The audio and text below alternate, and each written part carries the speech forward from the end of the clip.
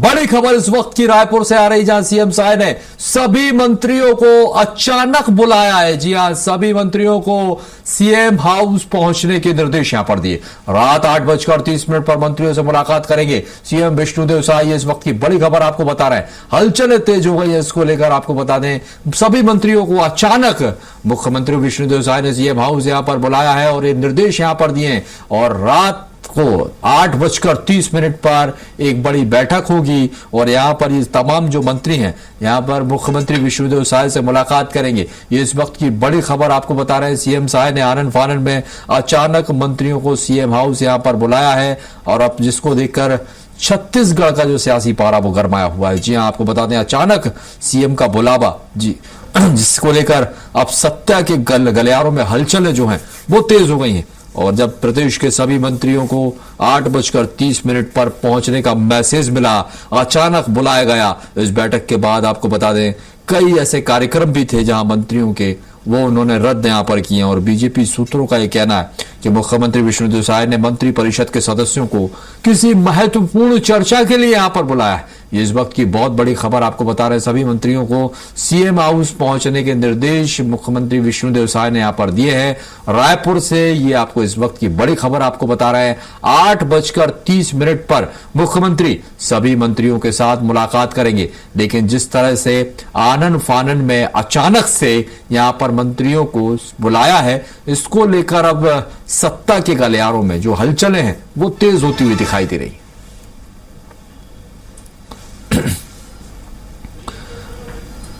तो देखिए अब आखिर क्या वजह है, क्यों आनन फानन में मुख्यमंत्री ने बुलाया है। दरअसल ये एक बड़ा सवाल जरूर, लेकिन हाँ ये जरूर है कि यहाँ पर कई ऐसे महत्वपूर्ण विषय जो है वो हो सकते हैं और यही वजह है कि आनन फानन में यहाँ पर मंत्रियों को सीएम हाउस पहुंचने के निर्देश यहाँ पर दिए हैं। रात 8:30 पर मुख्यमंत्री यहाँ पर सभी मंत्रियों के साथ मुलाकात करेंगे। बताया जा रहा है कि कई महत्वपूर्ण ऐसे विषय होंगे जिन पर चर्चा करेंगे। और राहुल अग्निहोत्री हमारे साथ संवाददाता इसी खबर पर अधिक जानकारी के लिए जुड़ गए। राहुल, क्या जानकारी, आखिर आनन फानन में अचानक मुख्यमंत्री ने सभी मंत्रियों को क्यों सीएम हाउस पहुंचने के निर्देश दिए हैं, क्या वजह है इसके पीछे?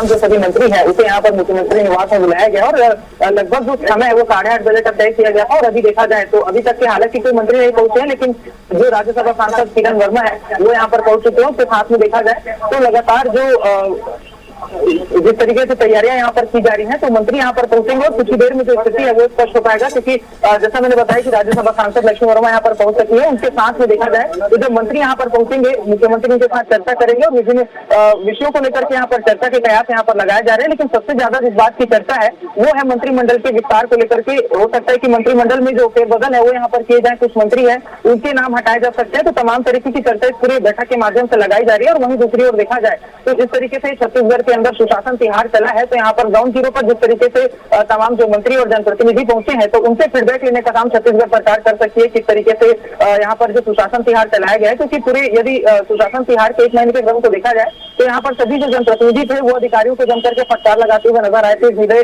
जनता से संवाद करते हुए नजर आए थे। विभिन्न योजनाओं का जो समीक्षा है वो यहाँ पर समय समय पर लिया गया था। इसी बीच में देखा गया कि पूरे सुशासन तिहार के समय में प्रशासनिक स्तर पर भी बड़े फेरबदल छत्तीसगढ़ के अंदर किए गए हैं। और इसके साथ में भी देखा जाए तो 12 वर्ष प्रधानमंत्री मोदी के केंद्र में पूरे हो चुके हैं। तो उसको लेकर के किस तरीके से छत्तीसगढ़ के अंदर भारतीय जनता पार्टी अपने प्रोग्राम जो है वो चला सकती है, इस पर भी चर्चा जो है संभावित नजर आ रही है। लेकिन इन तमाम विषयों के बीच में सबसे ज्यादा चर्चा का विषय जो बना हुआ है वो मंत्रिमंडल में फेरबदल का है। क्योंकि देखा जाए तो समय समय पर जो मुख्यमंत्री श्री देसाई हैं वो दिल्ली का दौरा किए हैं। दिल्ली जाकर के छत्तीसगढ़ के विकास का तमाम विभागों की समीक्षा की जानकारी यहाँ पर प्रधानमंत्री नरेंद्र मोदी और केंद्रीय गृह मंत्री अमित शाह को देते हुए नजर आए हैं। अब यहाँ पर देखा जाए तो छत्तीसगढ़ और भी महत्वपूर्ण इसलिए हो जाता है क्योंकि छत्तीसगढ़ ये भी माना जा रहा है कि जो भारतीय जनता पार्टी है वो 2028 के लोकसभा चुनाव की तैयारियां भी शुरू कर चुकी है। उसी के साथ लगातार जो विभिन्न तरीके के अभियान भारतीय जनता पार्टी के द्वारा चलाए जा रहे हैं। तो इस माध्यम से भी यदि समझा जा सके तो जो सीएम हाउस में जो बैठक है वो काफी महत्वपूर्ण हो जाता है। हालांकि देखें तो अभी तक कोई मंत्री पहुंचे नहीं है, लेकिन मंत्रियों का इंतजार यहाँ पर किया जा रहा है। सीएम हाउस का गेट खुला हुआ है और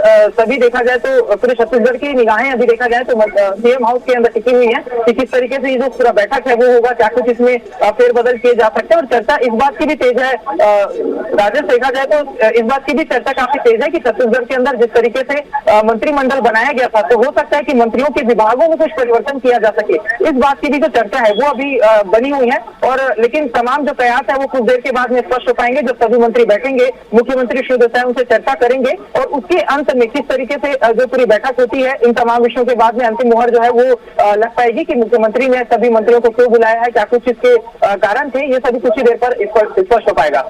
जी, लेकिन आखिरकार ये आवाज में रातों रात जिस तरह से ये बैठक बुलाई गई, मैं आपसे समझना चाहूंगा इसके पीछे की आखिर क्या वजह ये तो है, लेकिन सरकार ने इसको सार्वजनिक क्यों नहीं किया? इसको सार्वजनिक करने से बचने के पीछे का क्या कारण हो सकता है? कोई ऐसा मतलब अहम बिंदु है जिस पर चर्चा होने वाली है? ये तो आपने तमाम सारी बातें हमें बताई ही राहुल। ये हो सकता है कि प्रशासनिक फेरबदल से जुड़ा हुआ मामला हो, मंत्रिमंडल विस्तार को लेकर भी हो, लेकिन ऐसा आरन फारन में अमूमन बहुत कम देखने को मिलता है कि जब इस तरह से एकदम अचानक से बैठक बुलाई जाए और जिसे सार्वजनिक भी ना किया जाए। इसको सार्वजनिक करने से क्यों बचा जा रहा है?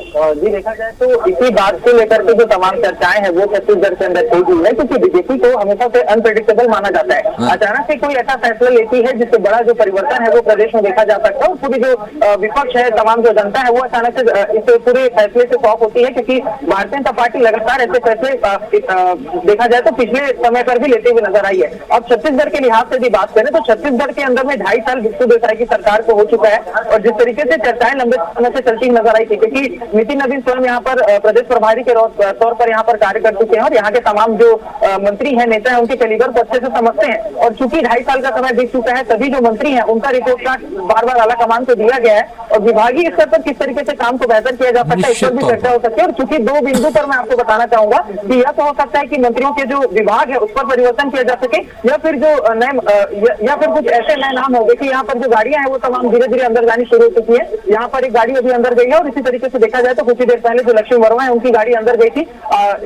एक आयोग के अध्यक्ष भी अंदर जा चुके हैं। तो इस बीच में देखा जाए तो कयास तमाम लगाए जा रहे हैं, लेकिन चूंकि अचानक से बैठक बुलाया गया है इसलिए तमाम जो चर्चाएं है वो छत्तीसगढ़ में काफी तेज हो चुकी है। इससे पहले मैं बता दूं आपको रजत की काफी समय पहले जो भारतीय जनता पार्टी की एक बैठक हुई थी, तो वहां पर देखा गया कि प्रदेश उपाध्यक्ष की गाड़ी यहाँ से रवाना हो रही है। ये मैं आपको दिखाना चाहूंगा, ये सीएम हाउस के अंदर से जो गाड़ी है वो निकल करके भी बाहर गई है। और ऐसे करके देखा जाए तो भारतीय जनता पार्टी के तमाम जो कार्यकर्ता है वो तमाम जो बीजेपी के तमाम जो पदाधिकारी है वो यहाँ पर उनका आना जाना यहाँ पर लगा हुआ है। इस बीच में देखा जाए राजेश, तो जिस तरीके से हम चर्चा कर रहे थे, क्योंकि रात को अचानक से बैठक बुलाई गई है इसीलिए चर्चाएं काफी तेज हो गई है और अभी तक की जो स्थिति है वो स्पष्ट नहीं है। हालांकि देखा जाए तो कुछ ही समय बाद जब पूरे तरीके से मुलाकात होगी, किन विषयों पर चर्चा होती है, क्या कुछ सरकार की ओर से आधिकारिक तौर पर कहा जाता है, ये तमाम विषयों पर कुछ ही देर बाद जो स्थिति है वो यहाँ पर स्पष्ट होती नजर आएगी।